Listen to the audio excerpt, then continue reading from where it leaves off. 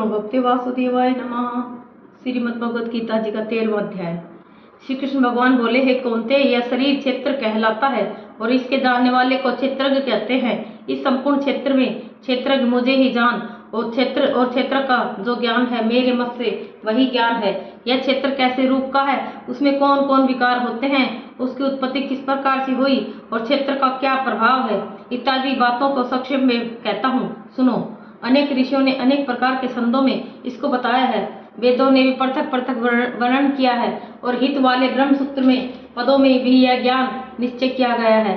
पंच महाभूत, अहंकार, बुद्धि, अव्यक्त प्रकृति, 10 इंद्रिया, मन तथा 5 इंद्रियों के विषय तथा इच्छा, द्वेष, सुख दुख, संघात, चेतना, धरती तथा इनके समूह, संक्षेप में क्षेत्र और क्षेत्रज्ञ के यही विकार है।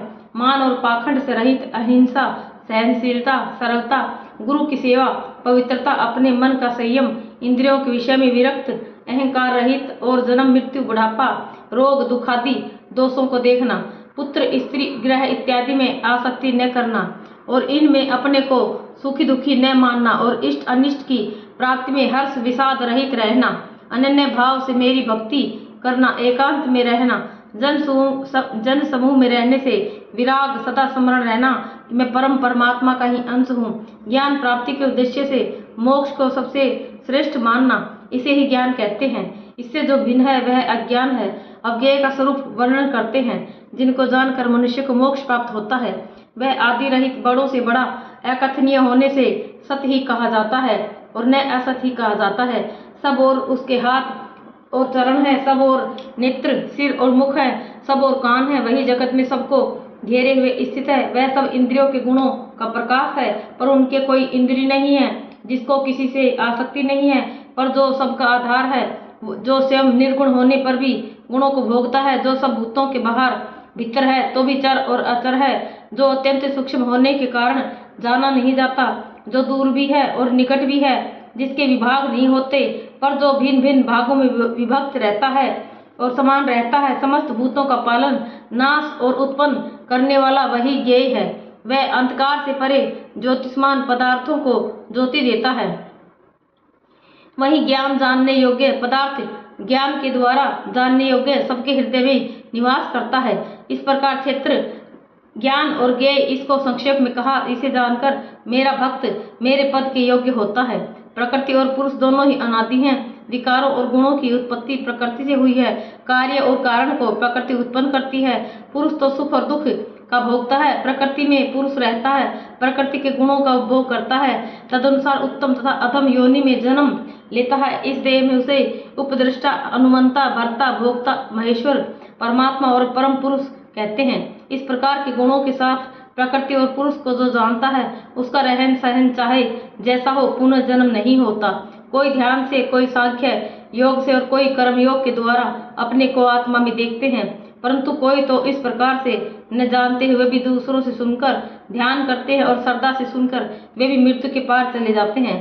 हे अर्जुन, स्थावर या जंगम सब प्राणी क्षेत्र और क्षेत्रज्ञ के संयोग से ही होते हैं।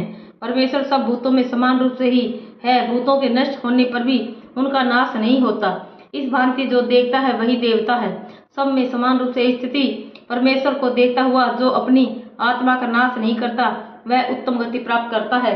जो यह देखता है कि प्रकृति द्वारा सब कर्म होते हैं और आत्मा अकर्ता है, वही मानो देवता है। जब वह भिन्न भिन्न भूतों को परमेश्वर के बीच एक रूप देखता है और उसी से उनका विस्तार देखता है, तब वह ब्रह्म को प्राप्त होता है। हे कौन्तेय, अनादि और निर्गुण होने से परमेश्वर अव्यय है और शरीर में रहता हुआ भी वह कुछ नहीं करता, न उसमें लिप्त होता है। जैसे आकाश सर्वत्र व्याप्त होने पर भी किसी से मिलता नहीं, उसी भांति देह में सर्वत्र व्याप्त यह आत्मा भी इसमें लिप्त नहीं होता। हे अर्जुन, जैसे एक ही सूर्य सारे श्लोकों को प्रकाशवान करता है, वैसे ही क्षेमज्ञ समस्त क्षेम को प्रकाशित करता है। जो लोग ज्ञान दृष्टि से क्षेत्रज्ञ का भेद तथा भूतों की प्रकृति देखकर मोक्ष का उपाय जान लेते हैं, वे परम पद को पा लेते हैं। इति श्रीमद् भगवद गीता जी का सुपनिषत्सु ब्रह्म विद्या योग शास्त्रे श्री कृष्ण अर्जुन संवादे क्षेत्रज्ञ विभाग योगो नाम 13वां अध्याय समाप्त। 13वें अध्याय का महात्म्य। श्री नारायण जी बोले, हे लक्ष्मी, अब 13वें अध्याय का महात्म्य सुन। दक्षिण देश में हरि नामक नगर था। वहां एक व्यभिचारिणी स्त्री रहती थी। एक दिन एक पुरुष को उसने वचन दिया कि मैं अमुक स्थान में तेरे पास आऊंगी, तुम वहां चलो। वह पुरुष किसी और वन में चला गया और वह स्त्री ढूंढती ढूंढती हैरान हो गई, पर वह पुरुष न मिला। सांझ पड़ गई तब वह गणिका प्रीतम का नाम लेकर पुकारने लगी। इतने में वह पुरुष मिल गया।